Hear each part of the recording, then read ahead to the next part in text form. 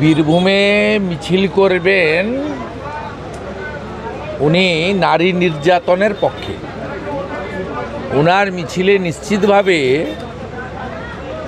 অনুব্রত মণ্ডল বলে একটা কদাকার ডাকাত থাকবে এবং কালকে মমতা বন্দ্যোপাধ্যায় মিছিলের শেষে সিউড়ি যাওয়ার যে রাস্তা গত 4 দিন ধরে পুলিশ মহারানীর আগমন উপলক্ষে প্যান্ডেল করে বন্ধ করে রেখেছেন। ওখানে ভাষণ দেওয়ার সময় অনুব্রত মণ্ডলের এখন অক্সিজেনের অবস্থাটা কি আছে, কত পরিমাণ অক্সিজেন মাথায় লাগছে, এগুলোই বলবেন। বাংলার লজ্জা, তার নাম মমতা। যে অনুব্রত মণ্ডল উনি পুলিশ মন্ত্রী, উনার আইসিকে মদ্যপ অবস্থায় তার স্ত্রী এবং মাকে বারে বারে ধর্ষণ করব, সে ভাষা মুখে আনা যাবে না, কানে শোনাও যাবে না, বলার পরে ব্যবস্থা নেন না।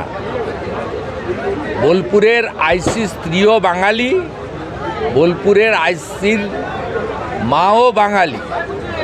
যে মহিলা মুখ্যমন্ত্রী বাঙালি নারী এবং কন্যাদের সুরক্ষা দিতে পারে না, তিনি যা করছেন কমপ্লিটলি রোহিঙ্গা এবং বাংলাদেশি মুসলমানদের বাঁচানোর জন্য করছেন, প্রমাণিত সত্য। ইতিমধ্যে উনার প্রাক্তন সাংসদ কোচবিহারের পার্থপ্রতিম রায় উনার পোস্ট উনি উইথড্র করেছেন, তৃণমূল উইথড্র করেছে।